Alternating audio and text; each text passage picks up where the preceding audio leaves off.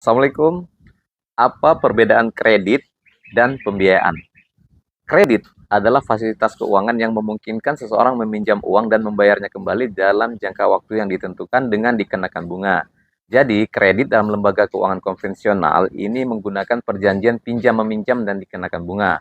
Jika kredit tersebut digunakan untuk membeli mobil, disebut kredit kepemilikan mobil. Dan jika digunakan untuk modal usaha, disebut kredit modal usaha.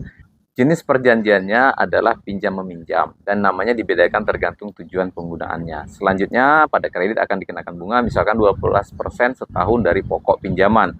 Perjanjian pinjam-meminjam dengan bunga diharamkan karena tidak sesuai dengan kaidah kullu qardin jarul manfaah fahuwa riba. Setiap piutang yang mendatangkan kemanfaatan atau keuntungan maka itu adalah riba. Serta perjanjian pinjam-meminjam dalam syariah disebut qard, termasuk pada akad tabaru atau kebaikan yang tujuannya adalah tolong-menolong, bukan untuk mencari keuntungan.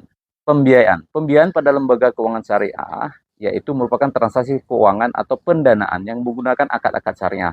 Biasanya digunakan untuk memberikan modal, pengadaan barang atau aset atau jasa tertentu, atau penyewaan.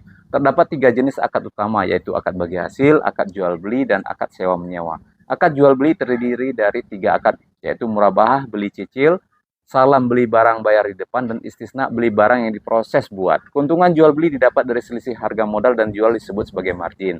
Yang kedua bagi hasil adalah akad sharing modal terhadap suatu usaha atau proyek yang keuntungannya dibagi sesuai dengan nisbah. Akadnya adalah musyarakah dan mudarabah.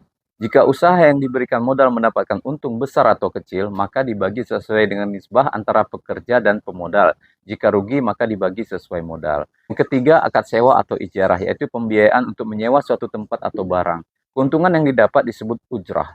Pembiayaan secara syariah ini mengikuti fatwa Dewan Syariah Nasional dan diambil dari ketentuan hukum Islam atau fikih yang berasal dari Al-Quran dan hadis. Semoga bermanfaat.